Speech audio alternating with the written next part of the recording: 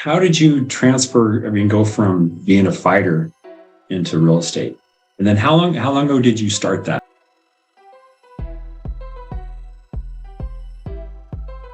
I got injured fighting. I had a pretty rare injury, a kneecap cartilage behind my kneecap, articular cartilage chipped off behind my kneecap, and I had one surgery that held up for a little while, and then the second surgery was going to be pretty in depth, and they were like, we don't know if you're going to fight again. So okay. I woke up from the surgery and I was like, geez, what am I going to do like right now in the short term? You know, I'm rehabbing maybe 2 hours a day. And then, there's only so much fighting I could watch on TV and everything. I was in the gym, but there was also a lot of downtime. And I wanted to keep my mind occupied because it was a tough part of time right then. You know, coming off of I had a big win. I was on a 5-fight win streak, and now doctors are saying I might not be able to fight again. I was like, what the heck? But I had just bought a house maybe a year before that, and I remember the process was interesting to me. I would go on Zillow, I'd see what I could afford, I'd look at what I couldn't afford, I'd look at, I got like a sense of real estate for the first time, and everybody had always preached real estate to me. Uriah Faber was my coach on The Ultimate Fighter. He's big in real estate, investing. Bunch of guys from the gym, big in real estate investing, and I saw it as a great opportunity. While I have this downtime, I'm going to get my real estate license, and I'm going to kind of figure out, this other thing that everyone speaks so highly of, and how many successful people have come from the world of real estate, and it's somewhat passive or fully passive in some instances. So I was like, this is something I gotta learn. Crutched my way into the course here on Long Island, got my license, and at the time I had free time. I did, was it 72 hours at the time? I think it was 73 hours. I did that in like 2 weeks. Really? I just did it as fast as I could, signed up for the state test, passed it the first time. It was like, boom, have my license. And then from there was just off to the races. Didn't realize how much of a learning curve it was going to be. They made it look, my friend's mother, who sold me my house, I told her, I said, I need a big gym. I need a big garage that I can turn into a gym. That's what I wanted to do. I was going to rent rooms out to my teammates, and then the garage I wanted to turn into a gym. The first house she showed me had a detached, it was like a 2.5 car garage, and it had a bathroom in it, detached. It was nice. It was like perfect. So the rest of that day, we saw maybe 3 or 4 other houses, but my mind was on that house. Even when we were looking at these other ones, I was like, saw a house with a 1-car garage. I was like, definitely not. We saw another house with a 2-car garage, but it was attached to the house. I was like, well, what if someone's working out early in the morning and other, my roommates are going to be asleep? It's not going to work. So my mind was on this house, put an offer on the house, got the house, sold the first house she showed me, basically, you know what I mean? So I was like, she made a good commission, and it wasn't that hard. I could do that. I like looking at Zillow. I like this. And then you see it on HD TV. Show them 3 houses. They pick one. And then I realized how hard it is once I got my license. You got to, how many just to get a lead. And then once you get a good lead, have them trust in you, showing them houses, finding the house. And then once you find the house, putting in a good offer, seeing the deal all the way through to closing was, it was a wild process for me to learn from the real estate agent side of things. And my wife's an agent, and she's been a real estate agent for maybe 14 years now, 15 years.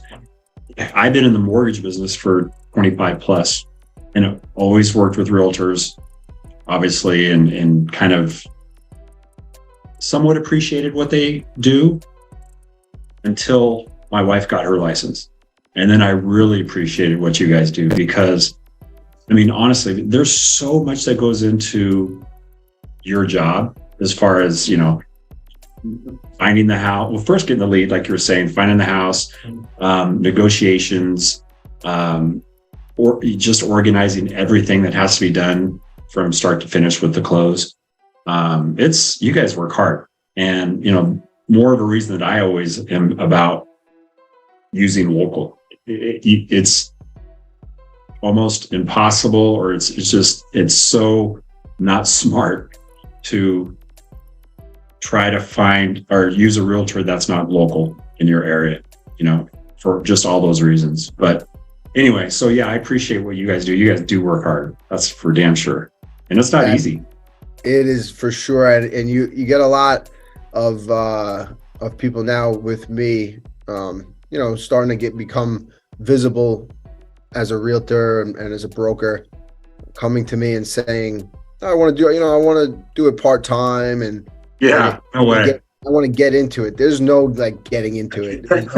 Even when you're doing it full-time, you're still just doing it part-time. If you're doing it all the time, it's still just part-time, because there's so much to learn. There's an endless, and just like fighting, I fought for, I don't know how many years, my whole life really. I was wrestling and then got into fighting, and you can still learn from everybody. There's still something you can learn. There's still a technique you don't know. Yeah. There's still something, no matter how long, not that I've been in real estate that long over, compared to fighting, but there's still always something to learn. There's so much out there. There's so much, and it's ever evolving. Just like the sport of MMA is always evolving.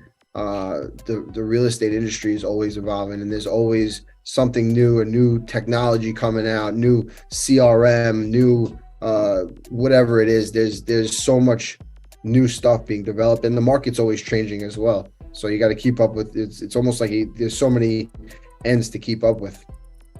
So how do you keep up? How do you stay focused? Like in on that, like, does your focus that you had as a fighter, I'm sure, transfer over to what you're doing in real estate? And how do you stay focused with everything going on? Yeah, it's definitely the same thing. You can get overwhelmed. You got to just for a while there was a point where I was like constantly stressed, and I felt like I was never doing enough. And I think I realized it was on Instagram, looking on Instagram, and you get these influencer Instagram people, and they give you like their tips and what you should be doing, and you get overwhelmed. And I'm like, oh my God, these people are doing all these things. I gotta be keeping up with everybody, and I gotta beat everybody. Very competitive. It's crazy, right? It's yeah. I feel what you're saying for sure. Yeah, not doing it all. It's very it can be you can self-sabotage just by overthinking what you should be doing, rather than saying, listen, I'm here. Let's just get a little bit better today. We'll get there, but we just got to take it one step at a time, follow the process, know that it's working, and it is. And that was it. Do you have like a coach that you use, or someone that's training you, or when you first started in the business, to get you going? Yeah, well, so I feel like that's a technique in itself, is finding the right coaches, finding the right mentors, people that are going to get you where you want to go. I was very fortunate. I did have some very successful people that I could, and still do, bounce ideas off of and model myself after. I was an agent that was I joined a brokerage, HomeSmart, right when they opened on the East Coast. The franchise in the East Coast franchise opened here, and I was one of 3 agents in the office. My broker was doing a lot of business. He was he was an agent that was selling. He was out there selling houses, not just working in the office as a broker, but also as an agent himself. So I'd sit in the office and I'd just listen to him and the other agents talk. And as more agents would come on, they were experienced, and I had the least experience out of everybody in the office. I had really no experience, but I would just listen to everything, all the conversations they had on the phone, and they'd hang up on the phone, and I kind of, I'd try to ask them what was the, what was the angle there, what was going on there, what's the deal, and I would, being in the office for 2 or 3 months, you'd be able to see maybe if he did 5-10 deals, or that office, the people in the office did 5 to 10 deals. I would see it from like the beginning, where they got the lead and how it came in, and then how they found the house or sold the house, and then the process to the closing. So I got a lot of information in that very short time. It was not that I had done the deals, but I was in the office so much. And that's the other thing, going back to like the part-time, full-time thing. It's like you can absorb so much more information if you're in that office. If there are people in the office, a lot of brokerages, their office basically doesn't exist. But at the time, it was perfect for me, because we were in the office every day, and it was just like the gym. You go to the gym every day. You go to the gym and you just get in the class. You really just get there. You just got to get there, get to the gym, and you're going to learn. You're going to get better. You're going to get workout. Even if it's a bad workout, it's still better than not shutting up. A little bit of something's better than a lot of nothing. Yeah, exactly. And the same kind of thing. If you just show up to the office, your real estate office, if there's people there that are doing business, even if you just sit there, you don't have to be doing anything. If you can just absorb all the conversations that are going on, and then you start slowly building your book of business and getting leads in, whether you find connections to a lead generating service, or start posting. Once you start getting an idea what's going on, you can post some stuff on Instagram, then the leads will come in, that kind of thing, and you start slowly building that way. But I really think that being in the office was big for me, especially with the people that I was in the office with. Yeah, absolutely. So how do you today, like, how are you getting most of your business, your leads, your referrals and stuff? A lot of it is sphere of influence based, and then You work with a lot of fighters? Work with a lot of fighters, work with a lot of people from the gym. I think the gym has been a great avenue. People in the gym know me better than anybody, really, and they know that I work hard, that I do the right thing, I show up on time, I work as hard as I can. So they see that, and if they respect me in the gym setting, they're gonna respect that I'll do the right thing by them in the out in the field. If I'm You miss it? You miss fighting? Oh, absolutely.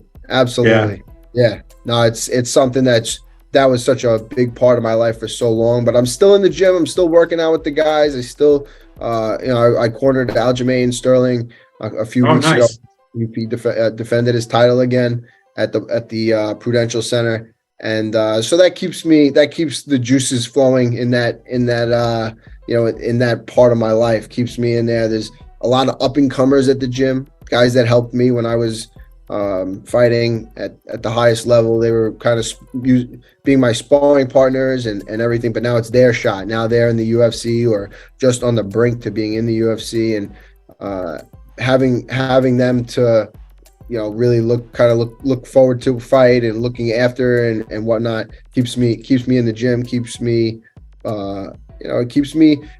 motivated, seeing how hard a guy like Aljamain Sterling works and where he's come from and how far he's come. It's like anything's possible if you just set a goal, set a goal, work for it, seek out the mentors and the leaders that can get you there, and just follow the process. That's how it's done, and that's how he's done it, and that's how if you watch what he's doing. I'm very fortunate to be able to have a front row seat to what he's been doing and how he's been evolving. But I think that's the blueprint right there. That's cool, man. That's really cool that you get to see all that. Absolutely. No, it's a blessing. I'm blessed to be surrounded by the people that I have been. And just opening my brokerage up now it's the same thing. I'm blessed to have the people around me that I do, and I'm so thankful, and I just know that's the reason I'm going to succeed in this new venture, opening up my own brokerage. So you just opened up your own shop, your own deal? Just opened up my own brokerage, Iaquinta Real Estate, right here in my hometown, Wantagh, Long Island.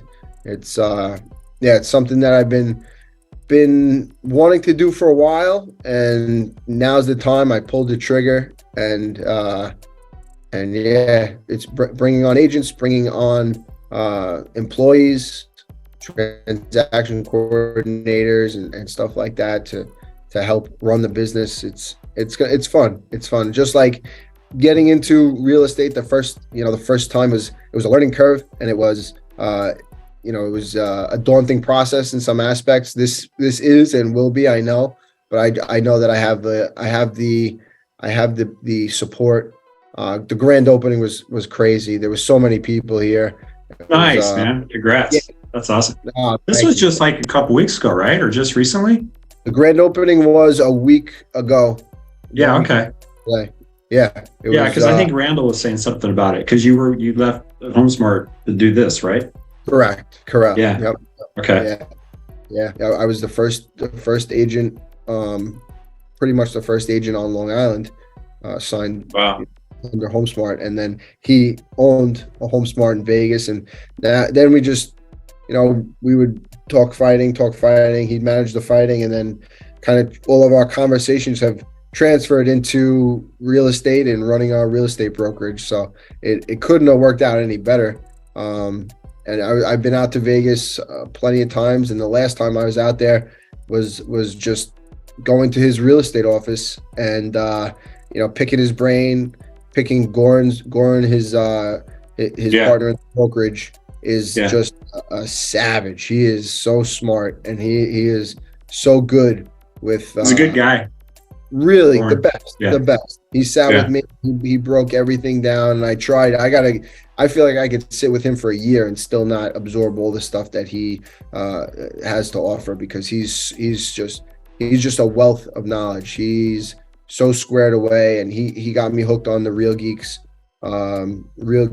lead generating and Follow Up Boss, the CRM, which is like changed the game for me. I got within, I think it was a month of subscribing to Real Geeks. I got a house in contract, got a buyer, found her a house, and yeah, it's I have more leads than I can handle right now. So I'm it's a good problem to have, and that's a great problem to have. Bringing on agents will definitely be needed to help with all these leads that. So how's that process going? Do you have some you're bringing on, or are you just still kind of in the works? Yeah, so I'm just at the point now where everything, I'm squared away on the back end, and I'll be able to onboard some agents here starting the beginning of June. I've been getting a bunch of inquiries, agents asking, how can I work with you? How can I? And I'm like, guys, I'm not ready yet. We just opened the doors, and probably I could have had everything squared away before I did it, but I'm the kind of person that I make up my mind to do something, and I'm going to do it. So I made up my mind about 6 months ago that I was going to open. Well, I always knew that I was going to open up my own brokerage eventually, and I wanted to do it here in Wantagh. And then it was about 6 months ago I made up my mind. I set a date to it, and I said this is when it's going to be open. And sure enough, we opened. It was a couple of months later than I had wanted, but I set the goal and I tried to hit that deadline. But we got open. We got open when I wanted to, and now I've hired a transaction coordinator and an administrator, and nice. That's freeing up my time to now where everything's squared away on the back end. We can start onboarding some agents and really do some big things. That's for sure. So where do you see yourself like in a year from now with your brokerage? 1 year from now, so next summer. Yeah, I think I'll probably just be looking for hopefully a second location out in Suffolk County.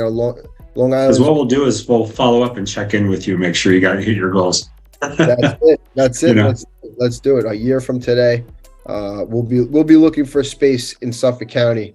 Long Island's broken into two counties. There's Nassau and there's Suffolk. We're here kind of in the center of Nassau County, in Wantagh, and then probably out in Suffolk. I have a bunch of good good solid people out in Suffolk, wrestlers and athletes and stuff like that are really starting to get into the business now as their fighting careers are kind of coming to that point, and they've seen me do it successfully. I think that it'll become a great avenue for athletes once they're finishing up and start moving on to the next phase, because there's only so much time you can spend in the fight game or any athletic profession, as far as time goes. You get to the point where it's like your body ain't cooperating no more. Your mind can push yourself, your body can't hold up, and I've experienced it. And then it's kind of like it can be very rough time, if you don't have something to do next. And it was a rough time for me, even when I knew I was going to be in real estate, just that transition. But I think that competitive edge is so needed in real estate. You got to be a competitor. You got to find an edge, and the edge can be natural. You could be a natural salesperson, or you could just have to be the person that works harder than everybody else. And then the things that I take away from you on that is that stand out, obviously being competitive, but when you let go, when you just finally said, all right, I can't handle all this social media stuff, and now I got to do this, and then I got to do this. And you finally just said, one thing at a time, right? Yeah. Helped you so much. And I agree. I mean, I've been doing this a long time, and I get so wrapped up in, I'm a big routine guy anyway. I love my morning routine, but you always want to add something, or there's something you want to tweak here and there. And then you don't need to, just keep grinding, keep doing what you got to do every day.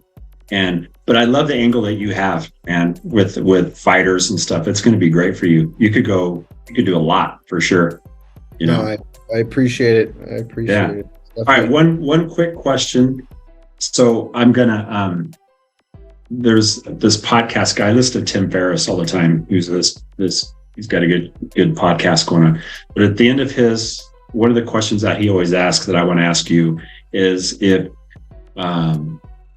you had a billboard out on the highway that millions of people would see, what would your billboard say?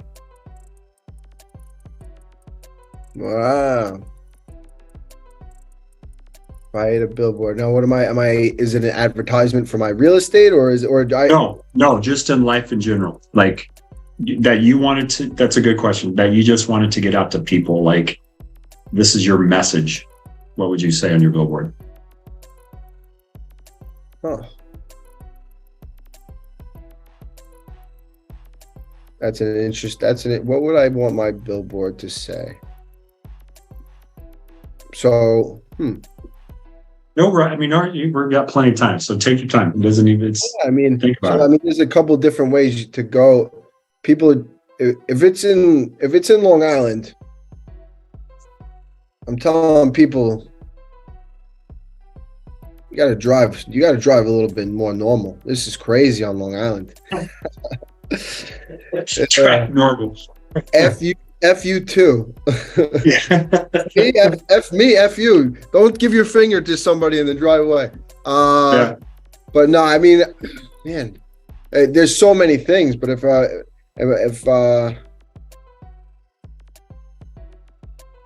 I'd say, if I had a billboard and I could put anything on it, I would say, I love you, Mom and Dad.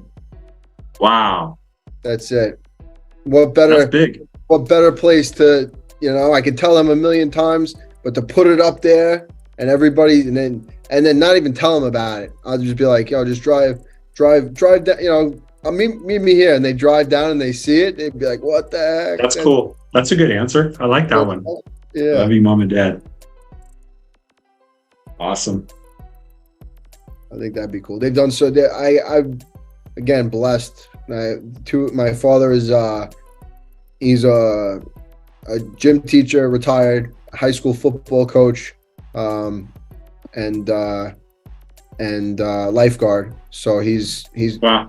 Grew up at the beach, grew up in athletics. I remember that my first memories are being at football practice or at the football games with my mom would, support so much all the teams that he had. And we would go to all the games. And then my mom's like a person that can just do anything.